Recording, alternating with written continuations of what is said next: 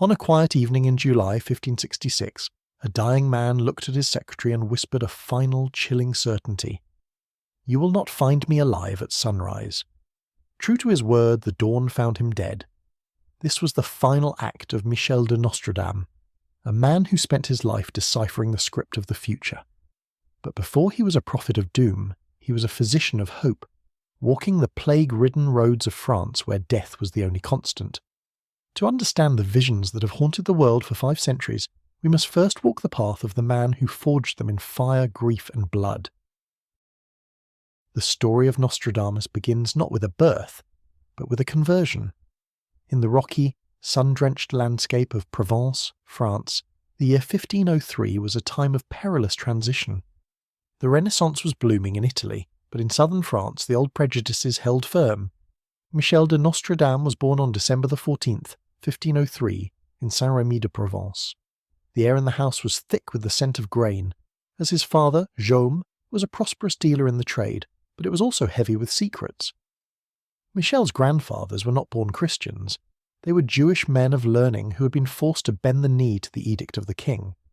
His paternal grandfather, Guy Gassenet, had chosen the surname Nostradame barely half a century earlier to escape the Inquisition's fire.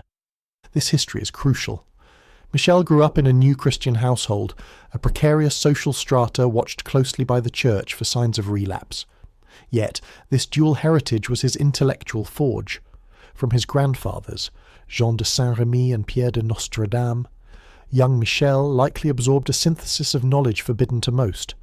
While other boys learned catechism, Michel was exposed to the celestial mathematics of the Hebrew tradition, the rudiments of the Kabbalah, and the medicinal properties of herbs.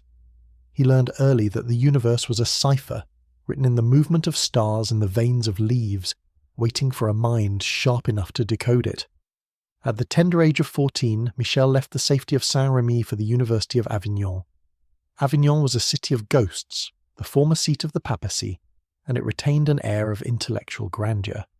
Michel threw himself into the trivium, grammar, rhetoric, logic, and the quadrivium, geometry, arithmetic, music, astronomy. He was a brilliant student, possessing a memory that his peers found unnerving. But his academic idyll was short-lived.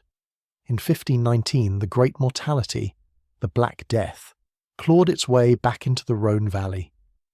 The plague of the 16th century was a horror beyond modern comprehension. It turned vibrant cities into morgues overnight. As the professors fled and the university closed its doors, Michel made a choice that would define his character. He did not run. At barely 16 years old, he stepped off the path of the scholar and onto the dusty road of the apothecary. For 8 years, during his wandering youth, Michel travelled the countryside. This was his true education. He traded the sterile theories of Galen for the muddy reality of the sickbed. He learned the chemistry of plants, the art of distillation, and the grim reality of death. It was here he began to suspect that the medical establishment's reliance on bleeding and mercury was killing more patients than it saved. He observed that hygiene, fresh water, and the removal of infected corpses seemed to slow the disease, observations that were centuries ahead of germ theory.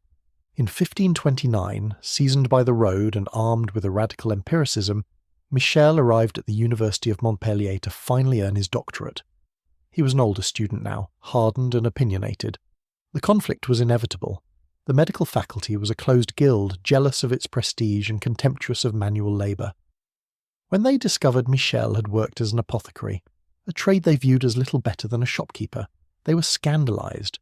The university records still bear the mark of his expulsion, Michelius de Nostredame, expelled for slandering doctors and practising the prohibited trade of apothecary. Yet history is often made by the expelled. Without the degree, but with his immense practical knowledge, Michel continued to practice. He became a celebrity in the plague-ridden towns of southern France. He developed his famous rose pill, a lozenge of rose hips, cypress, sawdust, iris and cloves. While not a cure, the high vitamin C content likely strengthened the immune systems of the malnourished peasantry. He insisted on clean air and the immediate removal of soiled linens, practices that earned him a reputation as a miracle worker. By 1531, Michel's fame attracted the attention of Julius Caesar Scaliger, one of the greatest and most arrogant humanists of the Renaissance. Scaliger invited Michel to Agen, a bustling town on the Garonne River.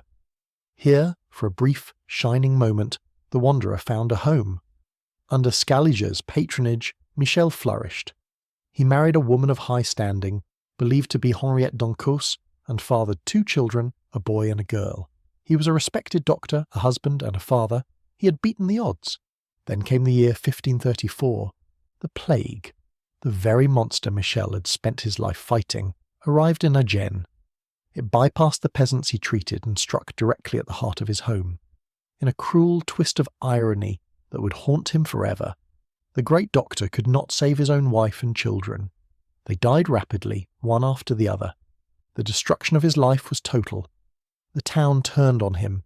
If he couldn't save his own kin, he was a fraud. His patron, Scaliger, seeing Michel's reputation shatter, coldly distanced himself. To cap the tragedy, his wife's family sued him for the return of her dowry. Michel de Nostredame left Agen a broken man. He had peered into the abyss of grief and found no bottom. For the next decade, Michel disappeared into the fog of history. He travelled through Italy, Sicily, and France. It was a pilgrimage of pain. It was during these wilderness years that the physician began to metamorphose into the mystic. Without a family to ground him in the material world, his mind turned inward.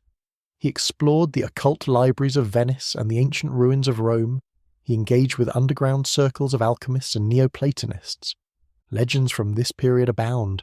The most famous occurred in Italy, where he reportedly encountered a group of Franciscan monks. Michel fell to his knees before one of them, a humble swineherd-turned-monk named Felice Preti, and kissed his robes. When asked why, Michel replied, "I must kneel before His Holiness." Decades later, long after Nostradamus was dead, Preti became Pope Sixtus V. Whether true or apocryphal, the story illustrates the change in him. The man who returned to France in 1545 was no longer just a healer of bodies, he was becoming a seer of souls. In 1547, Michel settled in Salon de Provence. He was 44 years old, weary and seeking permanence. He found it with a wealthy widow named Anne Ponsard. They married, and she bore him 6 children. He purchased a tall, narrow house that still stands today, nestled in the winding streets of the town. But Michel did not return to the quiet life of a country doctor. He converted the top floor of his house into a secret study. He filled it with brass tripods, bowls of water, astrolabes, and ancient texts.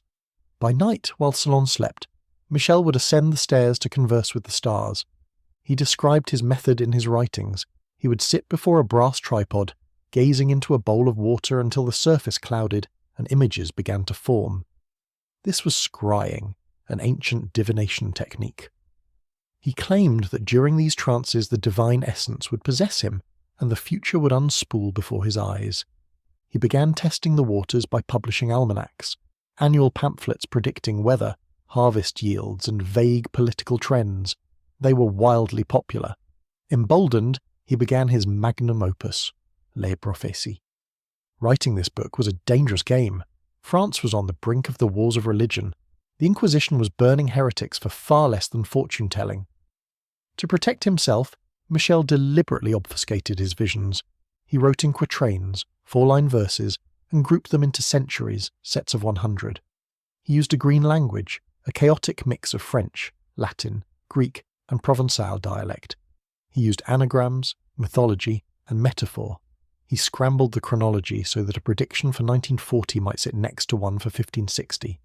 He wrote not to be understood, but to survive. Published in 1555, the book was an enigma. It spoke of Hister crying by the river, interpreted by moderns as Hitler, of fire from the sky, of kings falling and empires burning. The book found its most important reader in Paris, Catherine de' Medici, the Queen Consort of France. Catherine was a woman of immense intellect and immense superstition. She was surrounded by Italian astrologers and lived in constant fear for her children, the future kings of France. When she read the quatrains, she saw not the ramblings of a madman, but the warnings of a sage. In 1556, she summoned Nostradamus to court. The journey from Salon to Paris took a month. Michel, now suffering from gout, travelled by mule and carriage, terrified that he was being summoned to the stake. Instead, he was welcomed as a guest of honour. Catherine wanted to know the fate of the Valois dynasty. Michel was put in a delicate position. He reportedly saw the tragic end of all her sons, but he was too wise to tell a queen that her line was doomed. He likely cast their horoscopes and offered diplomatic yet sombre warnings. However, his reputation was sealed 3 years later, in 1559. The young lion will overcome the older one, on the field of combat in a single battle. He will pierce his eyes through a golden cage, 2 wounds made 1, then he dies a cruel death. Century 1, quatrain 35. In June 1559, King Henry II, the older lion, participated in a joust against the Count of Montgomery, the young lion who bore a lion on his shield. A splinter from the lance pierced the king's golden helmet, entering his iron temple. 2 wounds made 1. The king lingered in agony for 10 days before dying. The accuracy was terrifying. Crowds gathered in Paris, burning Nostradamus in effigy, calling him a sorcerer who had cursed the king. But Catherine de' Medici protected him. To her, he was the only man who had told the truth. In the twilight of his life, Nostradamus was the most famous man in Europe. The young King Charles IX, guided by his mother Catherine, visited Salon in 1564. The royal procession stopped at Michel's modest house, an unprecedented honour. The king granted him the title Counsellor and Physician in Ordinary to the king. But the prophet could not stop the ravages of time on his own body. The gout that had plagued him for years turned into edema. His body swelled with fluid. His breathing became laboured. He spent his days in a chair, unable to lie down without suffocating. He knew the end was near. He had written the history of the world for centuries to come, and now he wrote his own will. On the evening of July 1st, 1566, he summoned his secretary, Jean de Chavigny. The old man, wheezing and frail, looked at his faithful student and whispered his final prediction. "You will not find me alive at sunrise." It was his last truth. On the morning of July 2nd, 1566, they found him dead, having fallen from his bench to the floor, just as he had foreseen. He was buried in the chapel of the Franciscans in Salon. But even in death, Nostradamus was not allowed to rest. A local legend persisted that he had been buried upright, and that he had placed a metal plaque on his chest with the date of the day his grave would be opened. In 1791, during the fervour of the French Revolution, National Guardsmen broke into the chapel. Driven by rumour and wine, one soldier allegedly drank from Nostradamus's skull, boasting that he would inherit the prophet's powers. The soldier died moments later from a stray bullet, a final grim punchline from the man who saw it all coming. Today, Michel de Nostredame remains a mirror for humanity's anxieties. In times of crisis, war, plague, catastrophe, book sales of the Prophecies spike. We look to the physician from Saint-Remy not because his verses are clear, but because they are dark enough to hold our deepest fears. He remains the gold standard of the soothsayer, a man who transformed his own personal tragedies into a riddle that the world is still trying to solve 500 years later.